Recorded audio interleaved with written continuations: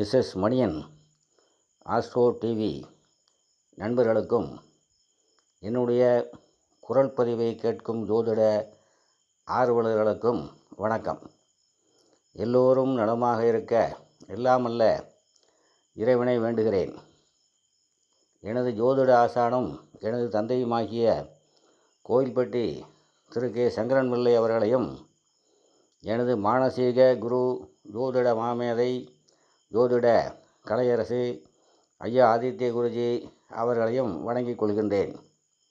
இப்பொழுது நடிப்புலக மன்னன் super star திரு ரஜினிகாந்த் ஐயா அவர்களின் ஜாதக யோகங்களையும், சினிமா உலகில் இந்தியாவில் மட்டுமல்ல வெளிநாடுகளிலும் பல லட்சக்கணக்கான ரசிகர்களை கவர்ந்தவர், இந்திய அரசின் பல பட்டங்களை பெற்றவர், அரசியலுக்கு வருவதற்கு அனைத்து அடிப்படை வசதிகள் இருந்தும் அதாவது பல கோடிக்கணக்கான ரசிகர்களில் 70% பேராவது இவர் கட்சி ஆரம்பித்தால் உறுப்பினர்களாக ஆவார்கள்.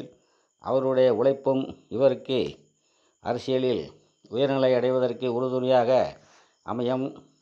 அனைத்து வாய்ப்புகளும் இருந்தும் திரு ரஜினிகாந்த் ஐயா அவர்கள் அரசியலில் முழு மனதுடன் ஈடுபடாததற்கு ஜாதக ரீதியாக என்ன காரணம் என்பதையும் பார்ப்போம்.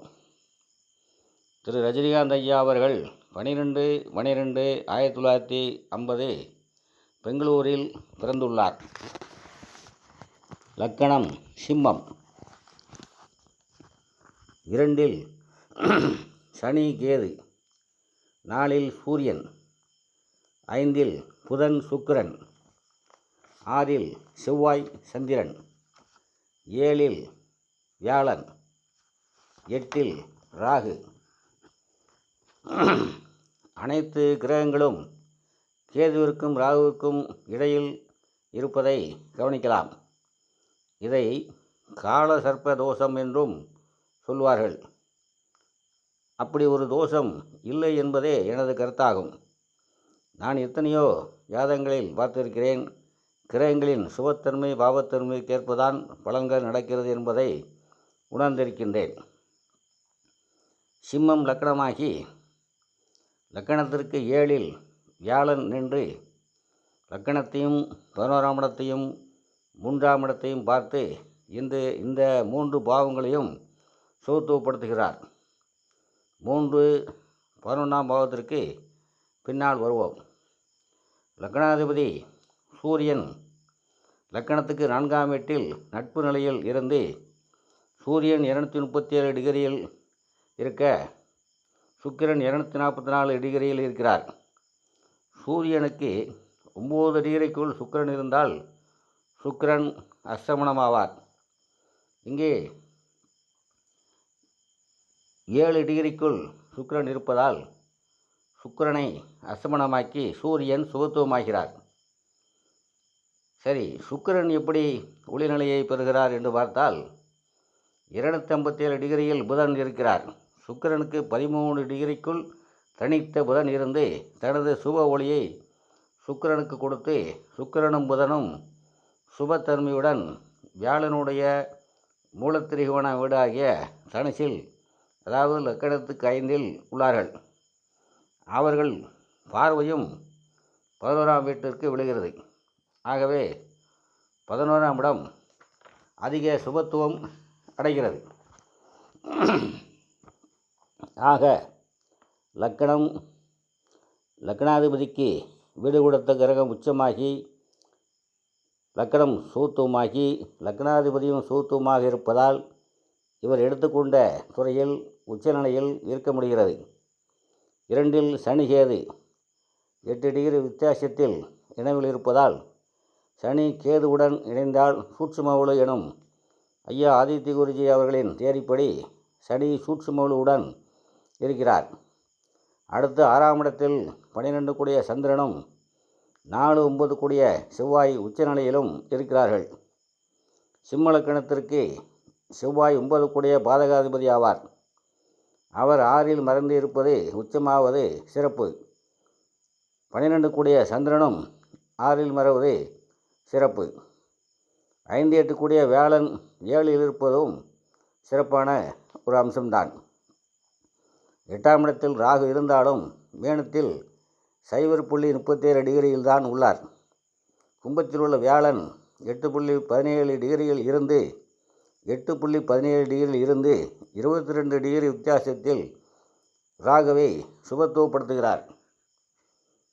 அடுத்ததாக கலை, இசை, நடனம், நாட்டியம் போன்றவற்றை குறிக்கக்கூடிய 3ஆம் இடத்தின் அதிபதி சுக்கிரன் லக்கணத்துக்கு 5ஆம் இடத்தில் நடிப்புக்கு அதிபதியான புதனுடன் இணைந்திருப்பதால் 1973ஆம் ஆண்டு ராகு திசை புதன் புத்தியில் சென்னை திரைப்படக் கல்லூரியில் சேர்ந்து நடிப்பு பயிற்சி பெற்று, ராகு திசை கேது புத்தியில் 1975இல் அபூர்வ ராகங்கள் படத்தின் மூலம் திரைப்படத்துறையில் நுழைந்தார்.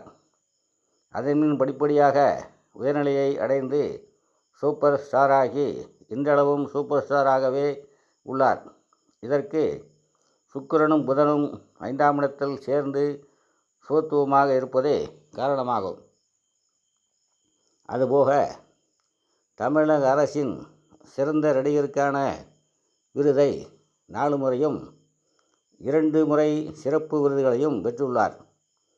சிறந்த நடிகருக்கான பிலிம்பேர் விருதுகளையும் பெற்றுள்ளார். 2004இல் பத்ம பூஷன் விருதும் 2016இல் பத்ம விபூஷன் விருதும் பெற்றுள்ளார். இந்த புகழ் பட்டங்கள் கிடைத்தது 3ஆம் இடம் வியாழபார்வையில் சுபத்துவமாக இருப்பதும், 3 கூடிய சுக்கிரன் 5இல் புதனுடன் சுபத்துவமாக இருப்பதும். புகழுக்கு காரணம் பட்டங்கள் பெறுவதற்கு 3ஆம் இடத்திற்கு 9ஆம் இடமாகிய 11ஆம் இடம் வியாழ பார்வையிலும் புதன் சுக்கிர பார்வையிலும் இருப்பதால் பட்டங்கள் கிடைக்க காரணமாக இருக்கிறது. அதாவது 3ஆம் பாவமும் 11ஆம் பாவமும் புகழின் உச்சிக்கே கொண்டு செல்கிறது. அடுத்து அரசியல் பற்றி பார்ப்போமேயானால் 31/12/2017இல் சனி திசை வியாழ புத்தியில் அரசியல் கட்சி தொடங்கப் போவதாக அறிவித்தார். தனக்கென ஒரு குழு, அதாவது கட்சி அமைப்பது 7ஆம் இடம் தன்மையை பொறுத்தது.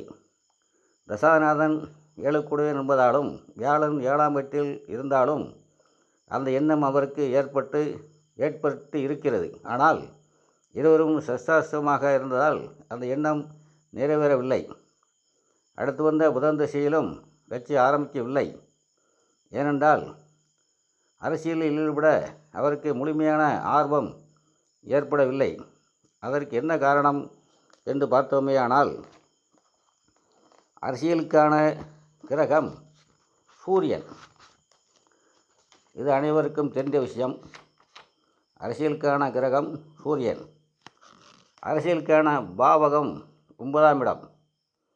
இங்கே ஜோதிட ஆர்வலர்கள் நன்றாக கவனிக்க வேண்டும். நான் நூற்றுக்கணக்கான அரசியல்வாதிகளின் ஜாதகங்களை பார்த்து ஆய்வு செய்து சில அமைப்புகளை சொல்கின்றேன். அதாவது முதலாவதாக அரசியலுக்கான 9ஆம் பாக அதிபதியும் லக்னாதிபதியும் இணைந்திருப்பது. இரண்டாவதாக லக்னாதிபதி 9ஆம் வீட்டில் இருப்பது. மூன்றாவதாக 9ஆம் அதிபதி லக்கணத்தில் இருப்பது. நாலாவதாக லக்கணத்தில் உள்ள கிரகம் 9ஆம் வீட்டை பார்ப்பது. ஐந்தாவதாக 9ஆம் வீட்டில் உள்ள கிரகம் லக்கணத்தை பார்ப்பது. ஆறாவதாக 7 கூடிய, அதாவது 9 கூடிய கிரகம் 9லேயே ஆட்சியாக இருப்பது. லக்னாதிபதி 9ஆம் வீட்டிற்கு மறைவு ஸ்தானங்களில் இல்லாமல் இருப்பது. ஏழாவதாக 9ஆம் அதிபதி லக்னாதிபதியை பார்ப்பது. இவ்வாறு அமைப்புகள் இருந்தால் அந்த ஜாதகர்களுக்கு அரசியல் ஆர்வம் முழுமையாக ஏற்படுகின்றது. அதாவது லக்கணமும் 9ஆம் இடமும் ஏதாவது வகையில் தொடர்பு பெற்றிருக்க வேண்டும். திரு ரஜினிகாந்த் ஐயா அவர்கள் ஜாதகத்தில் அரசு கிரகமாக சூரியனே லக்னாதிபதியாகி லக்கணத்துக்கு 4ஆம் வீட்டில் இருக்கிறார். ஆக காரக ரீதியாக ஓரளவு ஆர்வம் இருந்திருக்கிறது. ஆனால் 9 கூடிய செவ்வாய் லக்கணத்துக்கு 6இல் மறைந்தும் லக்னாதிபதி சூரியனுக்கு 3இலும் மறைந்து உள்ளார். இருப்பினும் செவ்வாய் தனது 8ஆம் பார்வையால் லக்கணத்தை தொடர்பு கொள்கிறார். அது 8ஆம் பார்வை ஆனதால் 25% ஆர்வத்தை மட்டுமே கொடுக்கும் என்ற அடிப்படையின்படி கட்சி ஆரம்பிக்க வேண்டும் எண்ணம் முழுமையாக ஏற்படவில்லை. சிலர் சனி சூரியனை 3ஆம் பார்வையாக பார்ப்பதால் பாவத்துவமாகி அவர் அரசியலுக்கு வரவில்லை என்று சொல்லலாம். ஆனால் சூரியன் விருச்சிகத்தில் 27 டிகிரியில் இருக்க சனி கன்னியில் 8 டிகிரியில் இருந்து பார்க்க சனியின் பார்வை 19 டிகிரி வித்தியாசத்தில் இருக்கிறது. ஆகவே சூரியன் பாவத்துவம் இல்லை என்பது தெரிகிறது. அப்படி லக்னாதிபதி பாவத்துவமாக இருந்தால் நடிப்புலகிலும் இப்பொழுது உச்சநிலை இந்த அளவுக்கு உச்சநிலையை அடைந்திருக்க முடியாது என்பதை விவரம் அறிந்தவர்கள் ஒப்புக்கொள்வார்கள். அது மட்டுமல்லாமல் அதிகார பதவியை அடைவதற்கு லக்கணத்திற்கு 10ஆம் அதிபதியும் ராசிக்கு 10ஆம் அதிபதியும் பலமாக இருந்தாலும் 10ஆம் வீட்டிற்கு மறைவு ஸ்தானங்களில் இல்லாமல் இருக்க வேண்டும். இந்த ஜாதகத்தில் லக்கணத்திற்கு 10 கூடிய சுக்கிரன் தன் வீட்டிற்கு 8இல் மறைகிறார். ராசிக்கு 10 கூடியவரும் சுக்கிரனே ஆவார். அவரும் ராசிக்கு 12இல் மறைகிறார் என்பது அதிகார பதவி கிடைப்பதற்கு ஒரு தடையை ஏற்படுத்தக்கூடிய ஒரு அமைப்பாகும். ஆகவே திரு ரஜினிகாந்த் ஐயா அவர்கள் அரசியலில் ஈடுபடவில்லை என்பது ஜாதக ரீதியாக அறிய முடிகிறது. அவர் பல்லாண்டு காலம் வாழ்ந்து கலைப்பணி ஆற்ற வேண்டும் என்று கூறி இத்துடன் இப்பதிவை நிறைவு செய்கின்றேன். எனது பதிவு பிடித்திருப்பவர்கள் லைக் செய்யவும், கமெண்ட் செய்யவும், ஷேர் செய்யவும், சப்ஸ்கிரைப் செய்யுமாறும் அன்போடு கேட்டுக்கொள்கின்றேன். அனைவரும் நலமாக இருப்பீர்கள். அனைவரும் வாழ்க வளமுடன்.